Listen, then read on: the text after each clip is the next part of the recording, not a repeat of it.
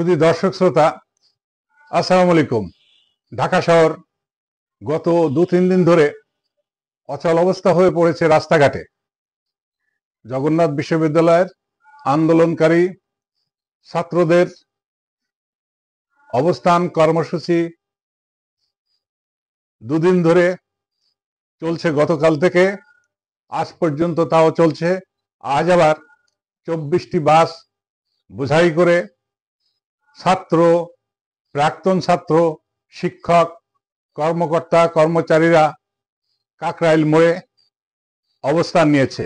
এই অবস্থায় কাকরাইল থেকে পল্টন পর্যন্ত সমগ্র এলাকা যানজট, অচল অবস্থা হয়ে পড়েছে। বলতে গেলে ঢাকা সিটি আন্দোলনের কারণে রাস্তায় ট্রাফিক যানজট এক ভয়ঙ্কর রূপ নিয়েছে। ঘর থেকে বের হতেই রাজধানীবাসী চিন্তিত হয়ে পড়ছে। অফিস আদালত করা, এমনকি জরুরি হসপিটালে যাওয়া প্রায় অসম্ভব হয়ে দাঁড়িয়েছে। জগন্নাথের ছাত্রদের মূলত 3 দফা দাবি ছিল। তার মধ্যে তাদের আবাসন সংকটটা বড়। আবাসন সংকটের জন্য ছাত্রদের আবাসন বৃত্তির দাবি তারা করছে। অনতিবিলম্বে তারা একনেকের আগামী বৈঠকে তাদের আবাসনের ব্যবস্থা করার জন্য দাবি করছে।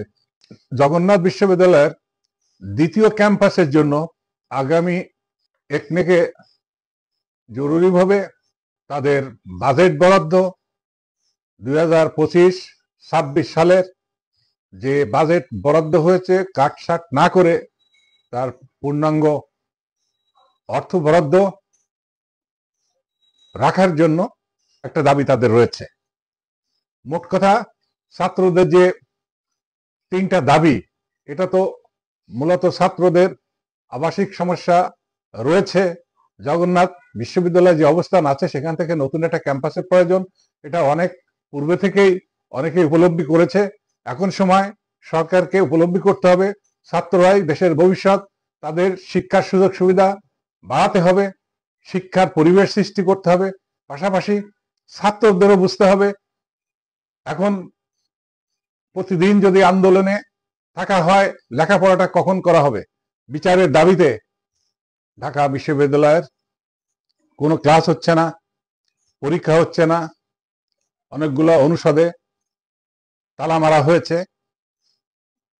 রাজু ভাস্কর্যের পাদদেশে ভিসি প্রক্টরের পদত্যাগের দাবিতে বিক্ষোভ সমাবেশ দেখা হয়েছে।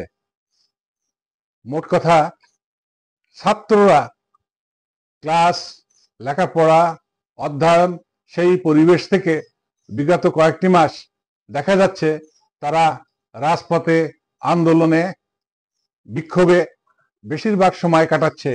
এইভাবে যদি দীর্ঘ সময় চলে তাহলে এ দেশের জন্য একটা অপূরণীয় ক্ষতি হবে। সরকারকে উভয় পক্ষ এক জায়গায় করে কথা বলে এর একটা সমাধান করতে হবে। এই ছাত্রদের লেখাপড়ার ব্যাঘাত যাতে সৃষ্টি না হয়, তারা যেন তাদের লেখাপড়ার টেবিলে ফিরে যেতে পারে, অনতিবিলম্বে সেই ব্যবস্থা করা দরকার। পাশাপাশি একথা আমাদের ভাবতে হবে, নগরবাসীর জীবন সত্যি অতিষ্ঠ হয়ে উঠেছে। রাস্তা দিয়ে এক স্থান থেকে আর এক স্থানে যেতে পারছে না, যানজট সৃষ্টি হয়েছে। এই ভয়াবহ যানজট থেকে নগরবাসীকেও রক্ষা করতে হবে। আশা করি ছাত্রদের সমস্যা সমাধান দ্রুতই হবে। ধন্যবাদ।